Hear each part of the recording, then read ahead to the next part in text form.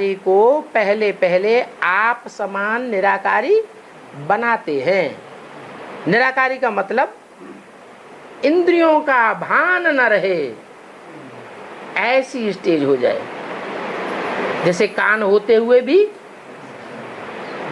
कानों से सुनते ही नहीं है, सारी दुनिया ग्लानि करती रहे और वो एक कान से सुनता है, दूसरे कान से निकाल देता है, कोई ध्यान नहीं देता। नहीं तो हमारे सामने कोई हमारी ग्लानि करे तो हमें तो गुस्सा आ जाए। आएगा कि नहीं? आता है या नहीं आता है? आता है गुस्सा, लेकिन उसे कोई गुस्सा नहीं आता। देखते हुए आंखों से न देखना, जैसे कि आंखें हैं ही नहीं। कर्मेंद्रियों से कर्म करते हुए भी कर्म न करना और उन कर्मेंद्रियों के कर्म का कोई प्रभाव न हो, चाहे वो कोई भी कर्मेंद्रियां क्यों न हो, ज्ञानेंद्रियां हो या भ्रष्ट इंद्रियां हो। उन कर्मेंद्रियों का संग का रंग लगा करके कल्याण करेगा, लेकिन अकल्याण नहीं हो सकता। तो बताया कि कृष्ण के चित्र में भी महिमा लिखी हुई है और शिव बाबा के चित्र में भी महिमा लिखी हुई है। क्या अंतर है?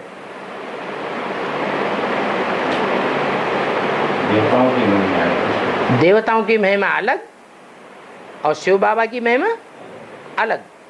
और देवताओं की महिमा अगर शिव बाबा की महिमा के ऊपर रख दें तो फिर क्या फर्क पड़ेगा?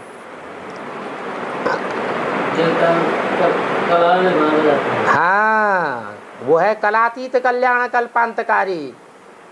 सूर्य को कलाओं में नहीं बांधा जा सकता, चंद्रमा और सितारों को कलाओं में बांधा जाता है।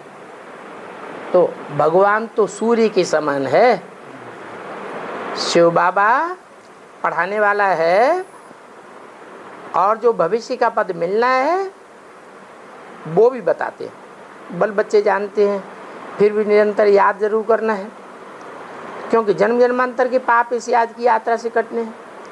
तुम ये समझाते हो, फिर कोई इन बातों को माने या ना माने, क्योंकि यहाँ किसी को जोर जबरदस्ती फांसी पर नहीं चढ़ाया जाता है कि तुमको ये बात माननी ही पड़ेगी, तुमको ये बात समझनी ही पड़ेगी। कोई धर्म ऐसा है कि मानो तो ठीक, न मानो तो फांसी पे चढ़ो? हाँ, मुसलमानों ने क्या किया? जनेऊ उतारो तो ठीक, नहीं उतारो तो खत्म कर देते थे। बाप कहते हैं ये तो स्वेच्छा का धर्म है, ये जो धर्म की मैं स्थापना करता हूँ इसमें कोई प्रकार की जोर जबरदस्ती नहीं चलती है। नहीं मानते हो तुम्हारी मर्जी, मानते हो तो अच्छा, नहीं मानते तो कोई बात नहीं। ये तो तुम बच्चे समझते हो, तुम्हारी बुद्धि में भी आना चाहिए। क्या कि हट्टी तो एक ही है, जावेंगे कहाँ? दुनिया में धक्के खा करके फिर भी इधर ही आवेंगे। ये बेहद के माँ बाप हैं, इनके पास तो आना ही पड़ेगा। बल कईयों की बुद्धि भटकती रहती है, धारणा नहीं हो सकती है। हर एक को अपने में देखना है कि मैं क्या पुरुषार्थ करता हूँ, हमारे में क्या क्या खामियां हैं, हमारी दैवी चाल है या नहीं है।